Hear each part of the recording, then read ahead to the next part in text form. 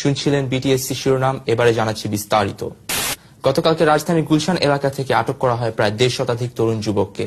ঘটনাস্থলে গেলে জানা যায় এই সকল তরুণ যুবক বাবা মার কাছ থেকে টিউশনির নাম করে টাকা নিয়ে প্রতিদিন তাদের প্রেমিকাকে খাওয়ায় ফুচকা এবং চটপটি।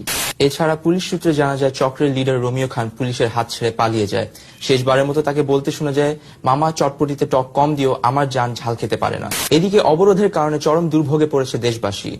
তরুণ যুবক সকল বয়সের মানুষ রাস্তায় ভিড় জমিয়েছেন লাইন ধরে। সেখানে উপস্থিত আছেন আমাদের চিফ রিপোর্টার হাবিব। সরাসরি চলে যাচ্ছি তার কাছে।